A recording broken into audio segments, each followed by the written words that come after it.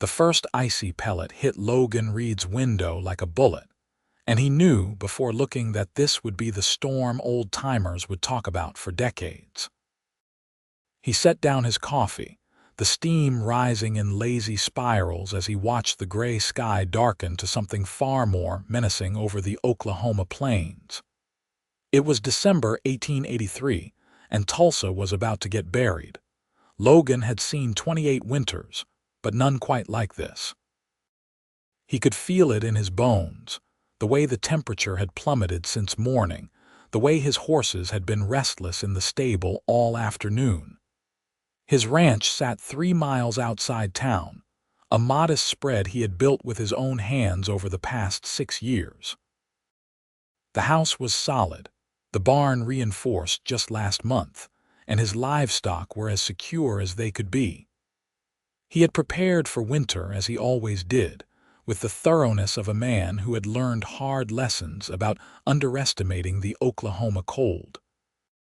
What he had not prepared for was the loneliness that seemed to grow heavier with each passing year.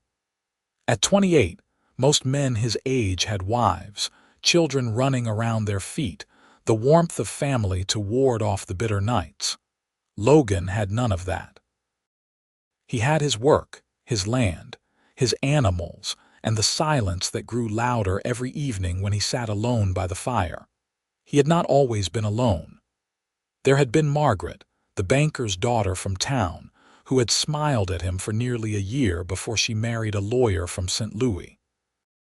There had been others too, brief courtships that fizzled when the women realized how hard ranch life could be, how isolated his property was, how much work it took to keep a spread running.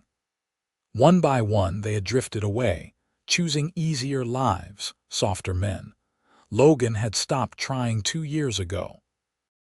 He threw himself into his work instead, rising before dawn, working until his muscles ached, falling into bed exhausted enough that he would not lie awake thinking about the emptiness beside him.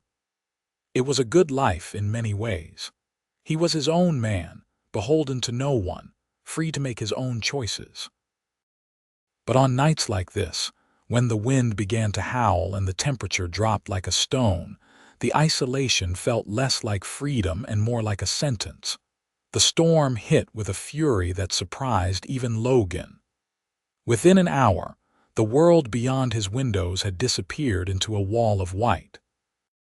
Snow fell so thick and fast he could barely see the barn 50 yards away. The wind screamed around the corners of the house, finding every crack and crevice, making the walls groan with the strain. He fed more wood into the stove, checked that his water barrel was full, and settled in to wait it out. By nightfall, the temperature had dropped so low that frost formed on the inside of the windows despite the fire. Logan made himself a simple dinner of beans and cornbread, not bothering with much else. Who was there to cook for? He ate standing at the counter, looking out at the white fury beyond his walls, wondering if any of his neighbors were faring better. The nearest ranch was 5 miles south, and he had not seen another soul in a week. He was washing his plate when he heard it. At first he thought it was just the wind, a trick of the storm making sounds that resembled something human. But then it came again, more insistent this time. A knocking. Someone was at his door. Logan grabbed his rifle instinctively, years of caution taking over. No one should be out in this storm. No one sane anyway. He moved to the door, listening. The knocking came again, weaker this time, desperate.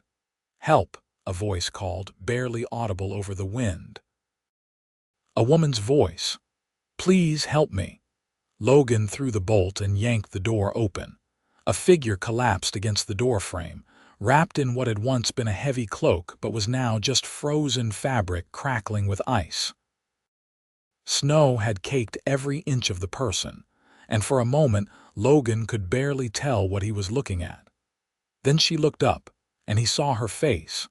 She was young, maybe 23 or 24, with dark hair plastered to her skull beneath a soaked bonnet. Her lips were blue, her skin pale as death, and her eyes held the kind of fear that comes from staring down mortality and finding it staring right back. "Please," she whispered again, and then her knees buckled. Logan caught her before she hit the porch, swinging her up into his arms with practiced ease. She weighed almost nothing, and he could feel her shaking violently beneath the frozen layers of clothing. He kicked the door shut behind him and carried her straight to the fireplace, setting her down in his own chair as close to the heat as he dared. "Can you hear me?" he asked, already pulling at the frozen ties of her cloak. "Miss, can you understand what I am saying?" She nodded weakly, her teeth chattering so hard she could not speak. Logan had dealt with frostbite before, had seen what the cold could do to human flesh if left unchecked. He worked quickly, peeling away the wet layers of her clothing with clinical efficiency, not allowing himself to think about propriety or modesty. This woman would die if he did not get her warm, and that was all that mattered. Under the cloak she wore a traveling dress, the kind a respectable woman would wear on a stagecoach. It was quality fabric, now ruined by the storm. Under that were layers of petticoats, all soaked through. Her boots were frozen solid, and when he pulled them off, he saw with relief that her feet were red and painful looking but not black. She would keep her toes if he was careful. He grabbed every blanket in the house, wrapping her like a cocoon, then heated water on the stove and added it to his wash basin. Gently he placed her feet in the warm water, watching her face contort with pain as feeling began to return. "I know it hurts," he said softly, "but this is good. Pain means the tissue is still alive. Just breathe through it." She nodded, tears streaming down her face, but she did not cry out. Logan found himself impressed by her fortitude. He had seen grown men howl at less. While her feet soaked, he made coffee strong and hot, adding sugar and a splash of whiskey. He held the cup to her lips, helping her drink. The first sip made her cough, but the second went down easier, and he watched color slowly begin to return to her face. "What is your name?" he asked. "Sarah," she managed, her voice rough. "Sarah Turner. I am Logan Reed. This is my ranch. How did you end up out in that storm, Sarah Turner?" She closed her eyes, and for a moment he thought she might have passed out. But then she spoke, the words coming slowly. "The stagecoach. We were trying to reach Tulsa before the storm hit. The driver thought we could make it. We could not. Where is the coach now? Where are the others? I do not know. The horses panicked. We overturned. I was thrown clear. When I got up, I could not see anything. The snow was too thick. I called out, but no one answered. I just started walking. I saw your light." She opened her eyes, looking at him directly for the first time. "I thought I was going to die." "You almost did," Logan said grimly. "You are lucky you found my place. Another hour in that cold, and you would not have made it." He could see her processing this, the reality of how close she had come to freezing to death in the Oklahoma wilderness. Fresh tears spilled down her cheeks, but she wiped them away with the back of her hand, straightening her spine despite the blankets cocooned around her. "The others," she said. "We have to help them. They could still be out there." "Not tonight," Logan said firmly. "Look at that storm." "I would not last 5 minutes, and neither would you. If they found shelter, they will survive. If they did not, then there is nothing we can do for them now. Come first light, if the storm breaks, I will ride out and look for them." He could see she wanted to argue, but she was too exhausted, too worn down by her ordeal. She slumped back in the chair, and Logan noticed for the first time how truly young she looked, how vulnerable. He felt a protective instinct rise in his chest, unfamiliar and powerful. "When did you last eat?" he asked. "This morning, before we left the way station." He nodded and moved to the stove, putting together a more substantial meal than his own meager dinner. He fried bacon and eggs, made fresh cornbread, heated a can of beans. It was simple fare, but it was hot and plentiful, and when he set the plate in front of her, she looked at it like it was a feast. "Thank you," she whispered. "Eat," he said. "You need your strength." While she ate, Logan took care of his evening chores, checking the fire, making sure the doors and windows were secure against the storm's fury. He brought in more firewood from the covered porch, stacking it high. They might be stuck here for days if this storm continued, and he wanted to be prepared. When he returned to the main room, Sarah had finished eating and was staring into the fire, the blanket still wrapped tight around her shoulders. She looked lost, displaced, a creature torn from her natural habitat and dropped into foreign territory. Logan understood the feeling. He had felt that way himself when he first came to Oklahoma, a young man with more ambition than sense, determined to carve out a life from the unforgiving prairie. "Where were you headed?" he asked, settling into the chair across from her. "Tulsa," she said. "I have family there, my aunt and uncle. They run a dry goods store on Main Street." Logan knew the place. "Turner's Mercantile," her eyes widened. "You know it. Everyone in Tulsa knows Turner's." "Your uncle is a fair man. Does good business." Sarah smiled for the first time, and Logan felt something shift in his chest. Even exhausted and frightened, she was beautiful. Not in the delicate, porcelain doll way of the town girls, but in a way that suggested strength beneath the surface, a core of steel wrapped in soft flesh. "I was supposed to arrive 3 days ago," Sarah said, "but there were delays. First in Kansas, then at the way station. We kept waiting for the weather to clear, but it only got worse. Finally, the driver said we had to risk it or we might be stuck until spring." She laughed, but there was no humor in it. "I suppose we should have stayed put." "Probably," Logan agreed, "but hindsight is always clear. You made the best decision you could with the information you had." "Did I?" She looked down at her hands, still trembling slightly. "I have a feeling those other passengers might disagree. You cannot control what other people choose. You only made it here because you did not give up. You kept walking when most people would have just laid down in the snow." She met his eyes, and he saw gratitude there, mixed with something else he could not quite name. "You saved my life. I opened my door. You saved your own life by making it here." They sat in comfortable silence for a while, listening to the storm rage outside. Logan found himself studying her when she was not looking, noting the elegant line of her neck, the way her dark hair was beginning to dry in soft waves around her face, the intelligence in her eyes. She was clearly educated, well-bred, the kind of woman who belonged in a parlor, not a rough ranch house in the middle of nowhere. "You must think me terribly foolish," Sarah said suddenly. "Why would I think that, traveling in winter, risking the storm, ending up here like some helpless creature?" Logan shook his head. "I think you are brave. It takes courage to travel alone, to strike out into unknown territory. Most people never leave the place they were born. They are too afraid. Or too sensible," Sarah said wryly. "Maybe. But sensible people rarely see anything new. They stay safe, but they also stay small." She looked at him curiously. "You sound like you speak from experience." "I do. I came here from Missouri 6 years ago with nothing but a horse and a dream. Everyone said I was crazy, that the land was too hard, the weather too harsh. But I wanted something of my own. I wanted to build something that mattered." "And did you? Build something that matters?" Logan looked around his home, the solid walls he had raised with his own hands, the furniture he had crafted during long winter nights, the life he had created from nothing. "I think so. It is not much by some standards, but it is mine." Sarah smiled. "I think it is wonderful, this house, I mean.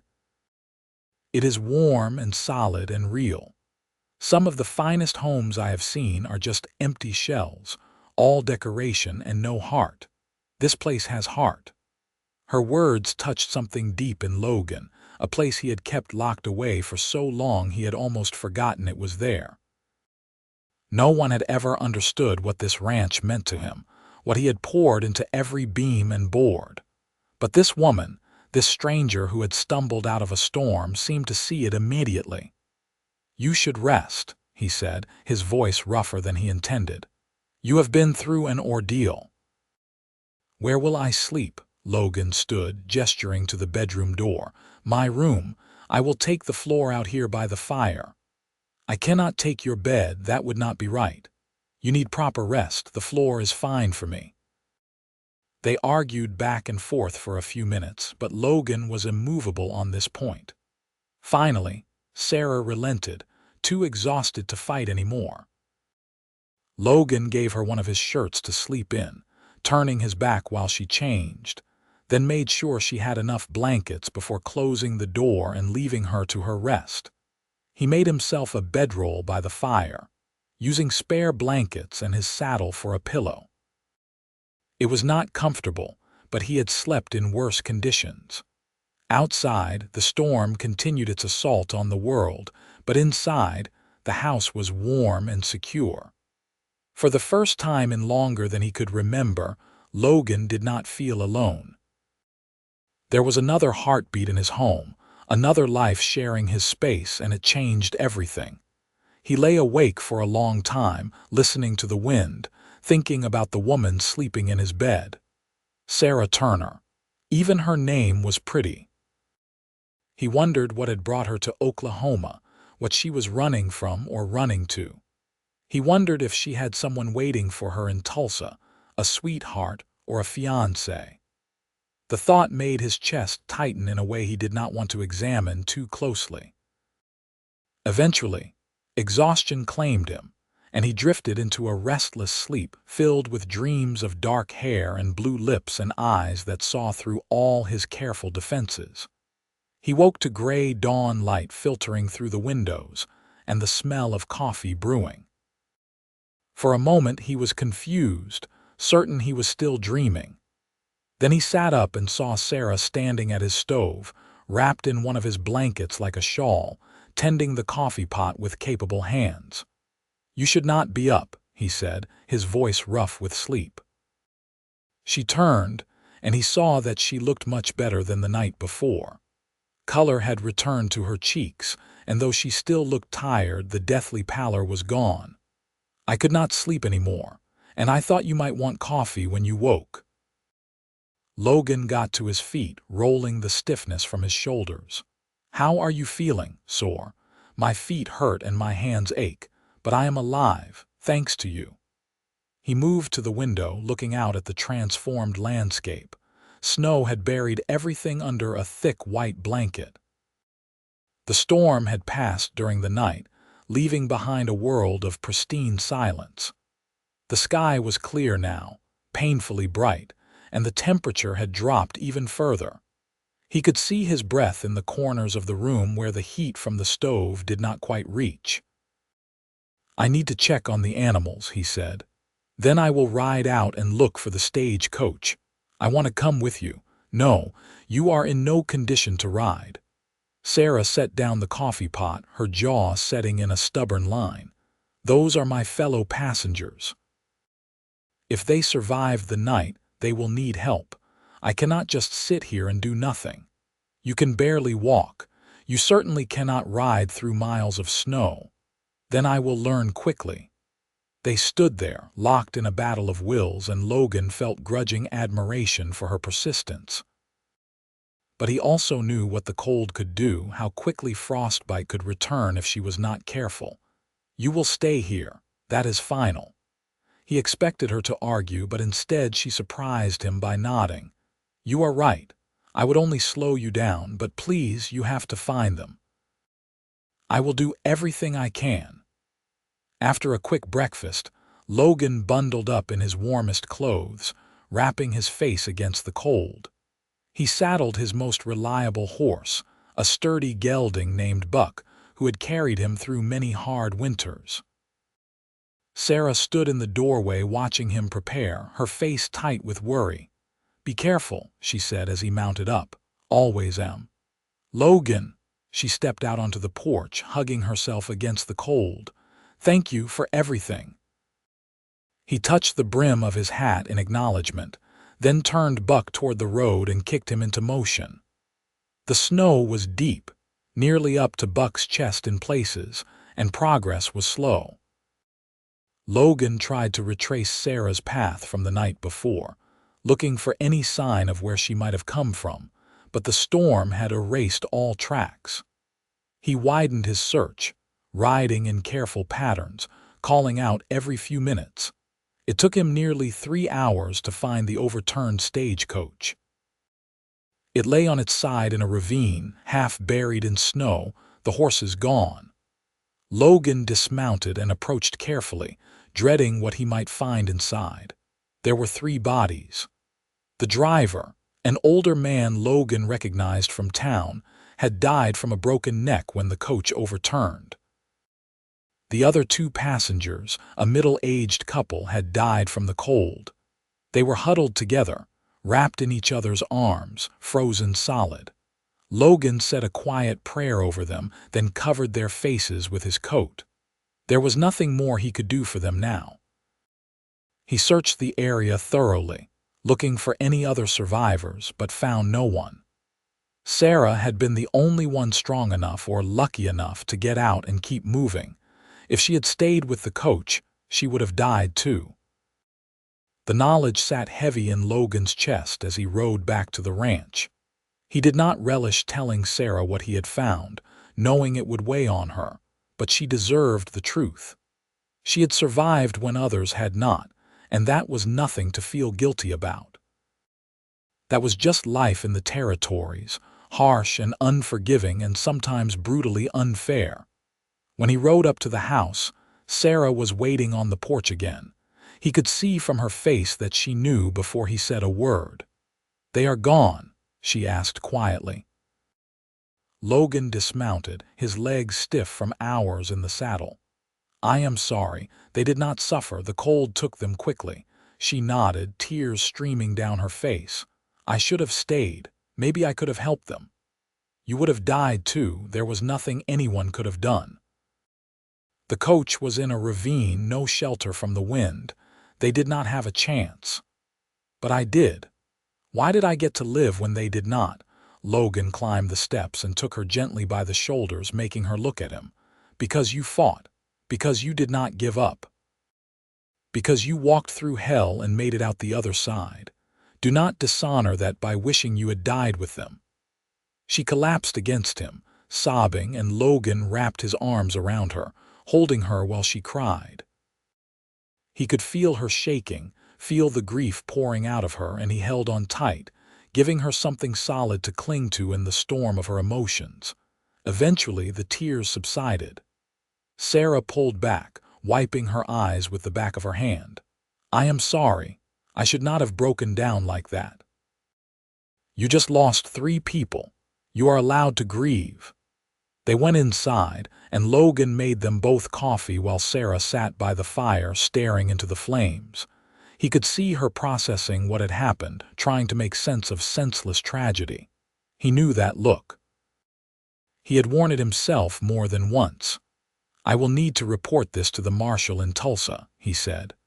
"Once the roads are passable, I will ride into town and let him know. He will organize a party to retrieve the bodies. I should go with you. I should tell them what happened. You will need to stay here for a few days at least.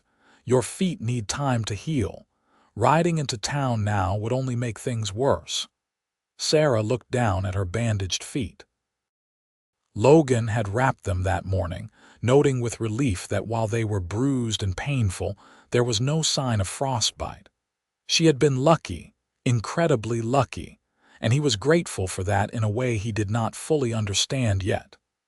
"I cannot stay here indefinitely," she said. "I am expected in Tulsa. My aunt and uncle will be worried sick. The roads will not be clear for at least a week, maybe longer. This storm dumped more snow than I have seen in years, but as soon as it is safe to travel, I will take you into town myself." Sarah looked up at him, and Logan saw something in her eyes that made his breath catch. Gratitude, yes, but also something deeper. A recognition, perhaps, of the strange intimacy that had been forced upon them by circumstance. They were strangers, but they had shared a crisis, and that created a bond that felt both new and ancient at the same time. "You must let me repay you somehow," she said, "for saving my life, for your hospitality. There is no debt. I did what anyone would do." "No," Sarah said firmly. "You did what a good man would do. Not everyone would have opened their door. Not everyone would have given up their bed. You are a rare kind of person, Logan Reed, and I will not forget it." Her words warmed something in him that had been cold for far too long. Logan turned away, suddenly unable to meet her eyes, afraid of what she might see in his own. He busied himself with the dishes, with stoking the fire, with any small task that would give him an excuse not to look at her. But he could feel her watching him, could sense her presence like a physical thing. And he knew, with a certainty that both thrilled and terrified him, that his life had just changed in ways he could not begin to predict. The days that followed fell into an unexpected rhythm. The snow was too deep for travel, too treacherous for anything but essential chores. Logan tended his animals, bringing hay and water to the barn, checking that his cattle were safe in their winter pasture. Sarah stayed close to the house, her feet healing slowly but surely. They cooked together, simple meals made special by the company. Logan found himself talking more than he had in years, telling Sarah about his life, his dreams, the reasons he had come to Oklahoma. She listened with genuine interest, asking questions that showed she actually cared about the answers. In turn, Sarah told him about her own life. She had grown up in St. Louis, the daughter of a shopkeeper and a schoolteacher. Her mother had died 2 years ago from fever, and her father had followed 6 months later, his heart giving out from grief. With no siblings and few prospects, Sarah had accepted her aunt and uncle's invitation to come to Tulsa and help with the family business. "I needed a fresh start," she admitted one evening as they sat by the fire. "St. Louis held too many memories. Everywhere I looked, I saw my parents. I could not move forward when the past kept pulling me back." Logan understood that feeling intimately. Sometimes you have to burn the bridges to stop yourself from crossing back. Is that what you did? Burned your bridges? "Every last one. I left Missouri and never looked back." "Do you regret it?" Logan considered the question honestly. "Sometimes. Usually at night when the loneliness gets heavy. But then I look at what I have built here and I know it was worth it. You cannot build something new if you are always clinging to the old." Sarah nodded slowly. "I think that is what I am hoping to find in Tulsa. Something new. A reason to look forward instead of back. You will find it. I have a feeling about you, Sarah Turner. You are not the kind of person who stays lost for long." She smiled at him, and Logan felt his heart skip in a way it had not in years. He was falling for her, he realized, with a mixture of wonder and dread. Falling hard and fast, like a man tumbling down a cliff with no way to stop himself. It was reckless and foolish and probably doomed, but he could not seem to help himself. Sarah was everything he had not known he wanted. She was strong and soft at the same time, capable of weathering hardship but not hardened by it. She laughed easily, found joy in small things, turned every meal into a celebration. She asked about his day with genuine interest, remembered details from conversations, noticed when he was tired or troubled. She made his house feel like a home in a way it never had before, and she was beautiful. God, she was beautiful. Not just her face, though that would have been enough, but the way she moved, graceful despite her healing feet. The way she hummed while she worked, unconscious little melodies that filled the house with music. The way she looked at him sometimes, like he was someone worth looking at, like he mattered. Logan tried to keep his distance, tried to maintain the proper boundaries between host and guest. But it was hard, so hard, especially in the evenings when they sat together by the fire, the rest of the world locked away beyond the walls. In those moments, it felt like they were the only two people alive, and nothing else mattered. One night, nearly a week after Sarah's arrival, she asked him to teach her to play cards. Logan dug out a deck he kept in a drawer and taught her poker, starting with the basic rules. She picked it up quickly, her mind sharp and quick, and soon they were playing for matchsticks, laughing when she won, groaning when he did. "You are a natural gambler," Logan said as she swept another pot toward her. "I should take you to the saloon in Tulsa. You would clean out every cowboy in the place." Sarah laughed, her eyes sparkling. "Somehow I do not think that would be appropriate behavior for a respectable young woman. Maybe not, but it would be fun. You have a point there." They played a few more hands and then Sarah set down her cards, growing serious. "Logan, can I ask you something personal?" "You can ask. I might not answer."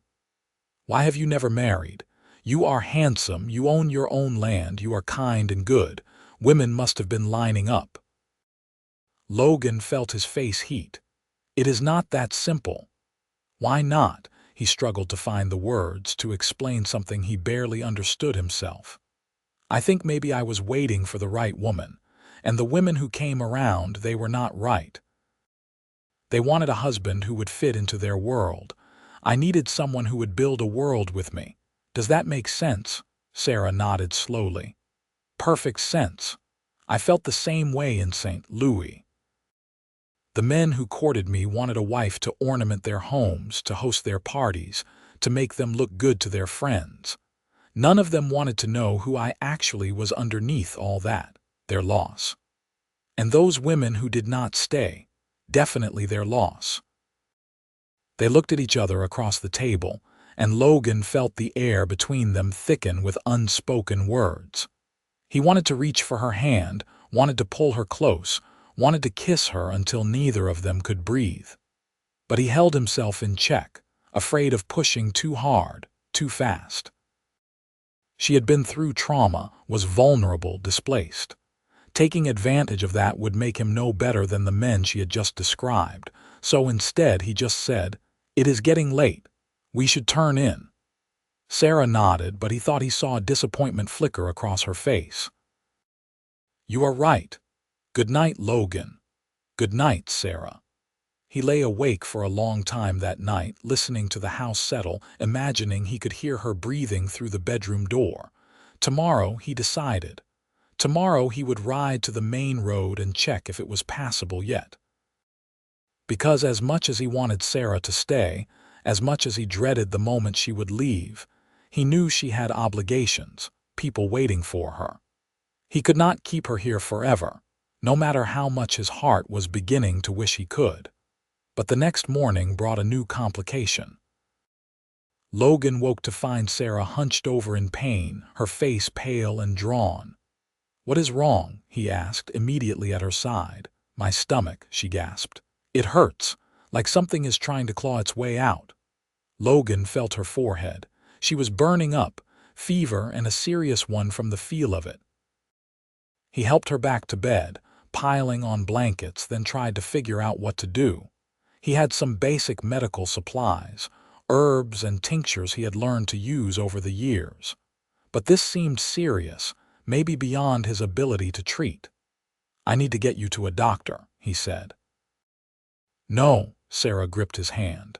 "Do not leave me, please. You are sick, you need proper care. Just stay. Please, Logan, I cannot bear the thought of being alone right now."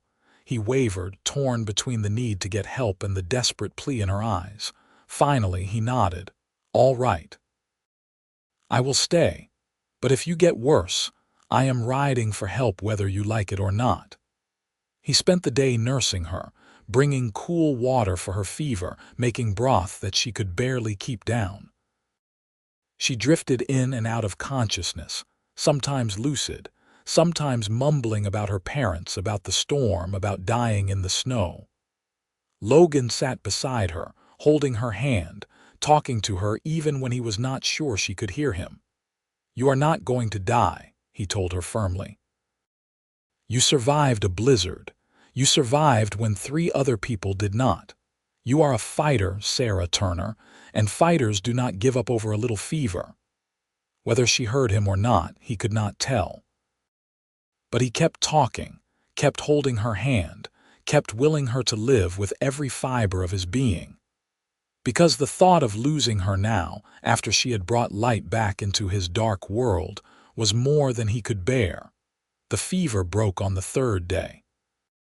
Logan woke from a fitful doze in the chair beside the bed to find Sarah looking at him with clear eyes, her forehead cool to the touch. "You stayed," she whispered. "Of course I stayed. Where else would I be? You must be exhausted." "I am fine. How do you feel?" "Weak, but better." "The pain is gone." She squeezed his hand, which he realized he was still holding. "You saved my life again. You saved yourself. All I did was bring you water. You stayed. That is what mattered. You did not leave me alone."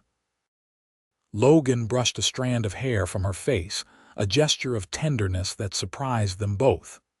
"I will never leave you alone, Sarah. Not if I can help it." Something shifted in her expression, a decision made, a line crossed. She reached up and cupped his face with her palm, her touch feather-light but electric. "Logan Reed, I think I am falling in love with you." His heart stopped, then started again at double speed. "Sarah, you do not know what you are saying. You have been through so much. You are confused." "I am not confused. I am the clearest I have ever been. These past days with you have been the happiest of my life. Yes, I was sick. Yes, I almost died. But I have never felt more alive than when I am with you. I see you, Logan, the real you underneath all that loneliness and guardedness. And I love what I see." Logan wanted to argue, wanted to push her away for her own good, but the words would not come. Because he felt it too, this impossible connection, this sense of rightness that defied all logic. He had known her less than 2 weeks, and yet she felt more essential to him than air. "I am falling for you too," he admitted, his voice rough. "Have been since the moment you collapsed in my doorway, but Sarah, you need to be sure. Your life is in Tulsa with your family. Mine is here on this ranch. Those 2 things might not be compatible. Why not? Tulsa is 3 miles away, not 300. I could work in my uncle's store and still come home to you every night." "Home," Logan repeated, and the word sounded like a prayer. "You want to make a home here?" "With me, if you will have me. I know it is fast. I know people will talk. But I have spent my whole life being careful and proper and doing what everyone expected. And where did it get me? Alone and miserable in St. Louis. I do not want to be careful anymore, Logan. I want to be happy." "And you make me happy." Logan leaned down and kissed her, a soft press of lips that held years of loneliness and longing.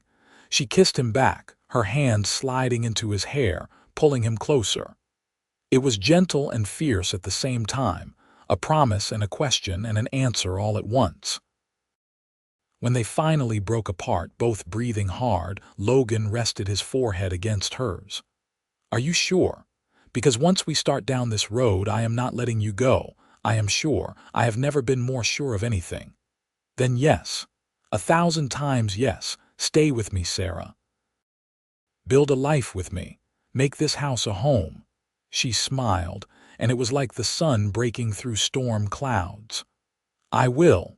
I promise." They spent the rest of Sarah's recovery planning their future, talking late into the night about what their life together might look like. Sarah would work with her aunt and uncle at the mercantile, learning the business, while Logan continued to run the ranch. Eventually, they hoped to expand, to build something bigger and better together. When Sarah was finally strong enough to travel, Logan hitched up his wagon and drove her into Tulsa. The roads were still rough but passable, and the journey took most of the morning. Sarah's aunt and uncle were overjoyed to see her, having given her up for dead after hearing about the stagecoach accident. They welcomed Logan like a hero, insisting he stay for dinner, plying him with food and questions. Logan explained what had happened, leaving out the more intimate details of their time together. He told them he had found Sarah in the storm, nursed her back to health, and brought her to town as soon as it was safe. What he did not mention was that he was planning to marry her, that they had already chosen the date, that his life had been irrevocably changed by a knock on the door during the worst storm of winter. Those details would come later, after he had properly courted Sarah, after he had asked her uncle's permission, after they had done everything the right way. But sitting at that dinner table, watching Sarah laugh with her family, seeing how she fit into their world while still belonging to his, Logan knew he had made the right choice. She was worth waiting for. She was worth everything. Over the next few months, Logan courted Sarah properly. He rode into town 3 times a week, bringing her flowers when he could find them, taking her to church on Sundays, sitting on her aunt and uncle's porch and talking until the stars came out. They were the picture of propriety, always chaperoned, always careful to maintain appearances. But in the quiet moments, when no one was watching, they would steal glances that held volumes, hands that brushed just a little too long, smiles that promised everything their lips could not yet say. The chemistry between them was undeniable, a living thing that grew stronger with each passing day. Logan met with Sarah's uncle in the spring, asking formally for permission to marry her. Her uncle, a shrewd man who missed nothing, looked at him steadily across his desk in the mercantile's back room. "You love her?" he asked bluntly. "More than my own life," Logan answered without hesitation. "And you can provide for her. Ranch life is not easy. I own my land free and clear. I have livestock, savings, and a house that is solid. She will never want for anything I can provide." "What about what you cannot provide? Tulsa is not a city. We do not have theaters or museums or fancy restaurants. Sarah is used to St. Louis. What if she gets bored?" Logan met his eyes steadily. "Sarah did not come here for entertainment. She came here for family, for a fresh start. I think she has found both.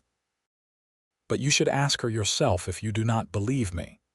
Her uncle studied him for a long moment, then nodded slowly. "I believe you, and I can see she loves you just as much as you love her. You have my blessing, Logan Reed. Take care of my niece. She is more precious than you know."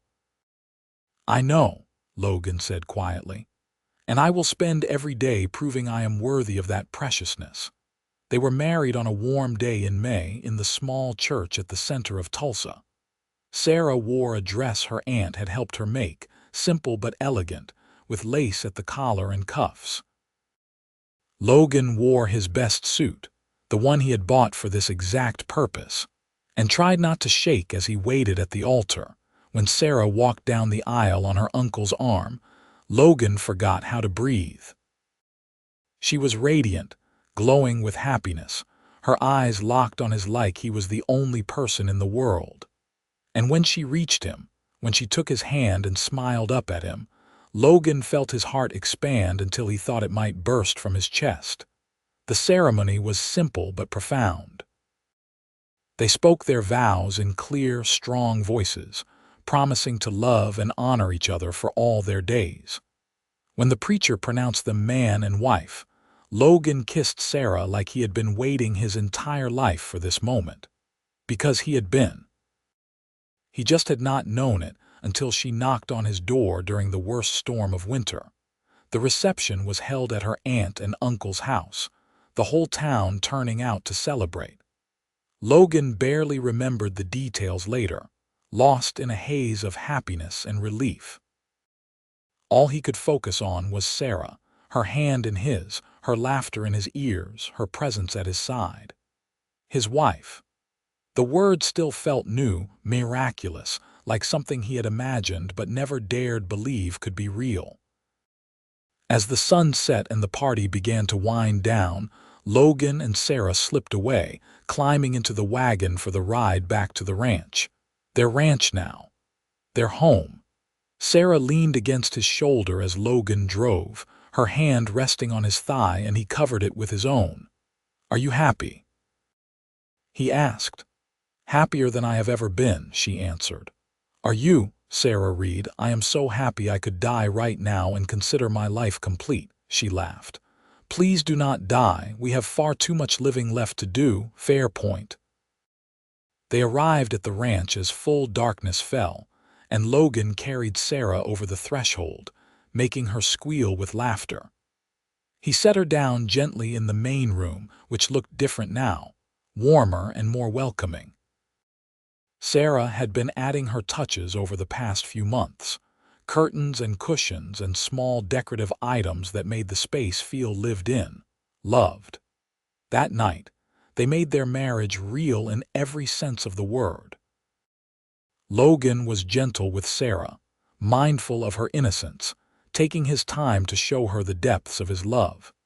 She responded with a passion that matched his own, holding nothing back, giving him everything she had.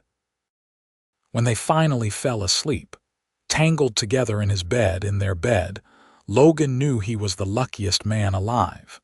The years that followed were not always easy, but they were good. Ranch life was hard work, and there were setbacks and struggles, droughts and illnesses, and the thousand small challenges that came with carving a life from the Oklahoma prairie.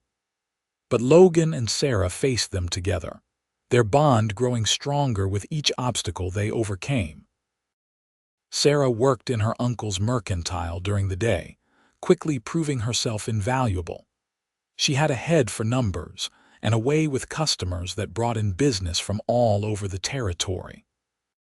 Within 2 years, her uncle made her a full partner, recognizing that the store's success was as much due to her efforts as his own. Logan expanded the ranch, buying more land, increasing his herd. He was careful and methodical, never overextending, always planning for the future. With Sarah's business acumen and his practical knowledge, they built something substantial, a legacy that would endure. In their 3rd year of marriage, Sarah gave birth to a son. They named him William, after Logan's father. He was a healthy baby, loud and demanding, with his mother's dark hair and his father's blue eyes. Logan held him for the first time and felt tears stream down his face, overwhelmed by the miracle of it all. "We made this," he whispered to Sarah, who lay exhausted but glowing in their bed. "We made a person." "We did," she agreed, smiling at him, "and he is perfect." William was followed 2 years later by a daughter, Catherine, who was as quiet as her brother was loud. She had Sarah's calm temperament and Logan's stubborn streak, a combination that would serve her well in the years to come. Then came another son, James, who arrived during a lightning storm, screaming his way into the world with appropriate drama. Logan's house, once so empty and silent, now rang with the sounds of family. Children's laughter, Sarah's singing, the constant motion of a life fully lived. He would sometimes stop in the middle of the day, watching his children play while Sarah worked in the garden, and marvel at how different everything was from those lonely years before she came. "What are you thinking about?" Sarah asked him one evening as they sat on the porch, the children finally asleep inside. She had some mending in her lap, but her hands were still, her attention on him. "I am thinking about the night you knocked on my door," Logan said, "about how close you came to dying, about how different my life would be if you had not made it here." Sarah set down her mending and moved to sit beside him, tucking herself under his arm. "I think about that too sometimes, about how the driver almost decided to wait out the storm at the way station, about how I almost stayed with the coach instead of walking, So many small choices that could have changed everything. Fate, Logan said, or luck, or maybe just two lonely people finally finding their way to each other. I was so lonely, Logan admitted. I did not even realize how much until you arrived. I thought I was fine on my own. I thought I had everything I needed. And now I know I had nothing. Just a house and some land and a life that meant nothing because there was no one to share it with. You gave me everything that matters, Sarah. You and the children. You are my whole world. She kissed him soft and sweet. And you are mine. I thank God every day for that storm, for your light in the darkness, for your open door. They sat together in comfortable silence, watching the stars come out over the Oklahoma plains. Inside, their children slept safely, secure in the knowledge that they were loved. On the land around them, Logan's cattle grazed peacefully. In town, the mercantile stood solid, a testament to hard work and smart business. And here on this porch, two people who had once been so alone held each other close, grateful for every moment they had been given. Years continued to pass, marking their lives with the rhythm of seasons and celebrations. William grew into a tall, serious boy who loved working alongside his father on the ranch. Catherine developed her mother's gift with numbers and her father's love of the land, a combination that made her sharp as a tack. James was the wild one, always getting into trouble, always making everyone laugh, the heart of joy in their family.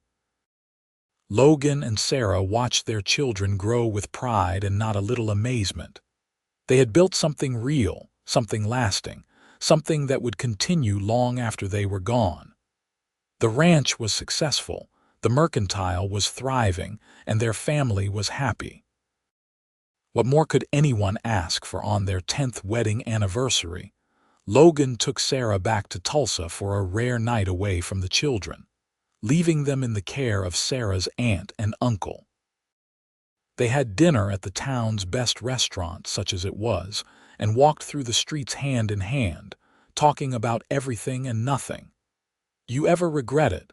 Logan asked as they paused on a bridge over the Arkansas River. "Staying here instead of going back to St. Louis? Marrying a rancher instead of a city man?" Sarah looked at him like he had lost his mind. "Regret it? Logan, these have been the best years of my life. I was surviving before I met you. Now I am living. There is a world of difference. I just want to make sure you are happy. That you have everything you need. I have you. I have our children. I have work that matters and land that I love and a life that feels full and real and mine. What more could I possibly need?"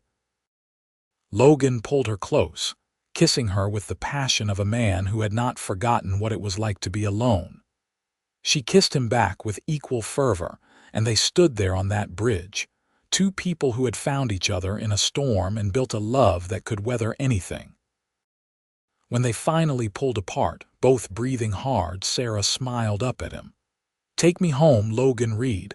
Our children are waiting and I want to tuck them in before it gets too late." "Yes, madam," Logan said, tipping an imaginary hat. "Whatever you say." They collected the children and drove back to the ranch under a sky full of stars. Catherine fell asleep in Sarah's lap, James in Logan's, while William sat up front, insisting he was old enough to stay awake for the whole journey.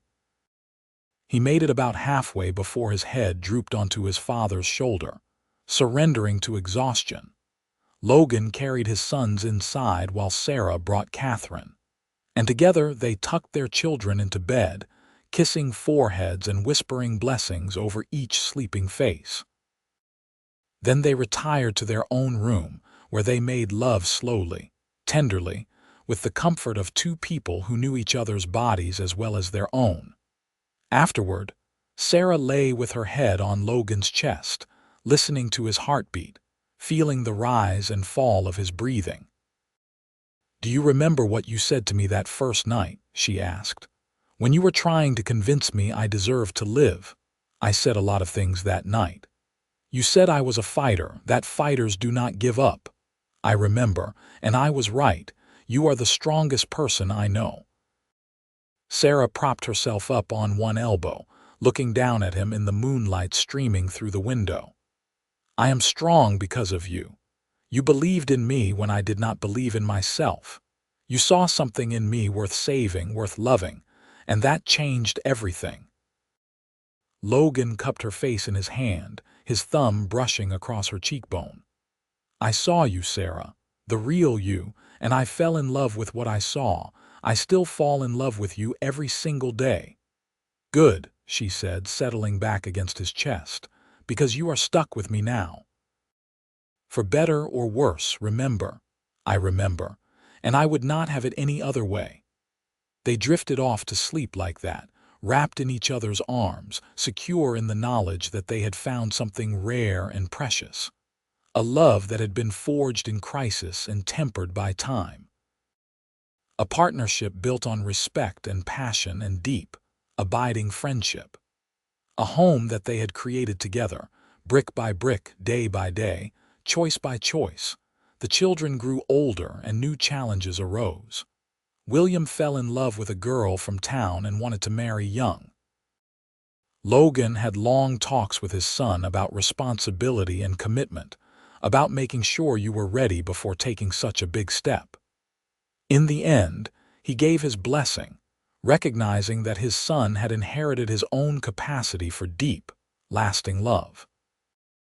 Catherine announced at 16 that she wanted to go to college back east to study business and economics. Sarah worried about her daughter being so far away, but Logan supported the decision, knowing that their daughter was capable of amazing things if given the chance. They scraped together the money for tuition, and Catherine left for Boston with their blessings and a promise to write every week. James, true to form, took the longest to settle down. He worked the ranch with Logan but had no desire to own it, no need to put down roots the way his father had. At 20, he announced he was heading to California, looking for adventure and opportunity. Logan understood, even as it broke his heart a little. Some men were meant to wander before they could find home.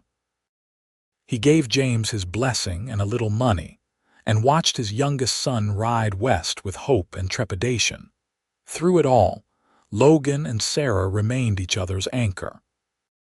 They weathered the empty nest together, finding new rhythms to their days, rediscovering each other without the constant demands of children. They traveled a bit, visiting Catherine in Boston, taking a trip to California to see James. But they always came back to the ranch, to Tulsa, to the life they had built together. On their 25th anniversary, their children threw them a surprise party at the ranch. William and his wife had 3 children of their own now, making Logan and Sarah grandparents. Catherine had returned from Boston with a degree and immediately taken over the mercantile, modernizing it and expanding into mail order. James had finally settled in San Francisco, where he had opened a restaurant that was apparently quite successful. The whole family gathered on the ranch that weekend, filling the house with noise and laughter and life. Logan stood on his porch, watching his grandchildren run through the yard, and felt a wave of contentment so profound, it nearly brought him to his knees. Sarah slipped her hand into his and they stood together watching the scene before them. "We did good," she said softly. "We did better than good," Logan corrected.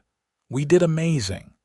I love you, Logan Reed, just as much as I did that first week we spent together, more even. I did not know it was possible to keep falling deeper, but you prove me wrong every day. I love you too, Sarah Reed. You knocked on my door during the worst storm of winter and you brought spring with you. You brought light and warmth and life. You saved me in ways that had nothing to do with survival and everything to do with actually living." They kissed there on the porch, surrounded by the evidence of their life together, and it was as sweet as their first kiss, as passionate as their 1000th. Because some loves do not dim with time. Some loves only grow stronger, deeper, more essential. That night, after the party had wound down and their children and grandchildren had finally gone to sleep in various rooms throughout the house, Logan and Sarah lay in their bed, holding each other close. "Do you ever think about that night?" Sarah asked. "About what would have happened if you had not been home, if you had been in town or visiting a neighbor?" "I think about it all the time," Logan admitted, "and it terrifies me. The thought of a world where I never met you, where you died in that storm, where I lived out my days alone. It is my worst nightmare. But it did not happen. You were home. Your light was burning. I found you. You found me," Logan agreed, "and I found you." Two lonely people, waiting without knowing what they were waiting for, and then a storm brought us together. Not just a storm, fate, destiny, whatever you want to call it, we were meant to find each other, Logan. I believe that with my whole heart. So do I. I believe I was waiting my whole life for you to knock on that door. I just did not know it until you did. Sarah nestled closer, her body fitting perfectly against his after all these years. "Promise me something, anything. Promise me we will keep choosing each other. Every day, no matter what comes. Promise me we will never take this for granted. I promise. I choose you today and I will choose you tomorrow and every day after that for as long as I draw breath. You are my heart, Sarah. You are my home. And I will never stop being grateful that you walked through that storm and found me." They held each other in the darkness, two souls that had become one through time and love and shared experience. Outside, the Oklahoma night was peaceful, stars blazing overhead. Inside, their family slept soundly, secure in the knowledge that they were loved and wanted. And in that bed, Logan and Sarah Reed held each other close, their hearts beating in sync, their breathing aligned. Two people who had been lost and found each other. The years continued their march as years do. Logan and Sarah grew older together, their hair turning gray, their movements slowing, but their love never dimming. They worked the ranch together until they could not, then turned it over to William, who ran it with the same care and dedication his father had shown. They spent their later years on the porch, watching grandchildren become adults, watching great-grandchildren learn to walk and talk and dream their own dreams. They told stories about the old days, about the winter of 1883, and the worst storm anyone could remember, about a knock on a door that changed everything. Their grandchildren never tired of hearing about how they met, about the dramatic rescue, about the courtship and the wedding and the life that followed. It became family legend, the kind of story that gets passed down through generations, that becomes part of the family's identity. Logan was 73 when his heart finally gave out. He died peacefully in his sleep, Sarah beside him as she had been every night for 45 years. His last words, whispered to her in the darkness, were simple and profound. "Thank you for knocking on my door." Sarah held him as he passed, tears streaming down her face, but also smiling through the grief. Because they had been so lucky, so blessed. 45 years of love and partnership and building a life together. How many people got that? How many people found their perfect match and got to keep them for nearly half a century? She lived 2 more years without him, surrounded by children and grandchildren and great-grandchildren who loved her fiercely. She told stories, gave advice, and loved with the same open heart that had characterized her entire life. When her time came, she went peacefully, a smile on her face, her last words an echo of Logan's. "I am coming, my love. Wait for me." They were buried side by side on a hill overlooking the ranch, under a spreading oak tree that Logan had planted the year they married. Their headstone was simple, bearing just their names and dates, and one line that said everything that needed saying. two lonely hearts found in a storm. The ranch continued through the generations, each inheritor adding their own touches while respecting the foundation Logan and Sarah had built. The house remained standing, solid and warm, shelter against whatever storms might come. And on cold winter nights, when the wind howled and the snow fell thick and fast, family members would gather around the fire and tell the story of how it all began, with a knock on a door, with a cowboy who had been lonely too long, with a woman brave enough to keep walking through the worst storm of winter, with a love that proved stronger than fear, deeper than hardship, more enduring than time itself. Their story became legend in Tulsa, the kind of tale people told when they needed reminding that love was real, that it was worth fighting for, that sometimes the worst storms brought the greatest blessings. Young couples would visit their grave, leaving flowers, asking for their blessing on their own relationships. The ranch became a landmark, a place people pointed to as proof that dreams could come true if you worked hard and loved harder. But for the family, the descendants of Logan and Sarah Reed, the story was more than legend. It was their heritage, their inheritance, the proof that they came from people who knew how to love well and live fully. It was the foundation of everything they were, the root from which they all grew. And on cold winter nights, when storms rolled across the Oklahoma plains, they would look out their windows and remember a time when a desperate woman knocked on a lonely cowboy's door, when two strangers became everything to each other, when love proved to be the only shelter that truly mattered. The knock on the door during the worst storm of winter had changed everything. It had created a family, built a legacy, and proved that sometimes the best things in life come to us when we are simply brave enough to open the door and let them in. Logan and Sarah's love story ended, as all love stories must, with death. But it did not end with sadness or regret. It ended with the knowledge that they had lived fully, loved completely, and left behind something beautiful and enduring. Their children thrived, their grandchildren prospered, and their great-grandchildren carried their names and their values forward into the future. The ranch still stands today, more than a century later, run by the sixth generation of Reeds. The house has been expanded and modernized, but the original structure remains at its heart, the walls Logan built with his own hands still standing strong. And in the main room, hanging above the fireplace, is a painting of a young couple on their wedding day. Logan in his suit, Sarah in her lace dress, both of them glowing with happiness and hope. Beneath the painting is a small plaque that tells their story in brief, a reminder to everyone who enters that this house was built on love, that it began with a knock on a door during the worst storm of winter, that it grew from the courage of a woman who would not give up and the compassion of a man who opened his door to a stranger. Their love saved them both. It gave them everything they needed and more than they ever dared dream of. It proved that loneliness is not a permanent state, that the right person can walk into your life at the most unexpected moment and change everything forever.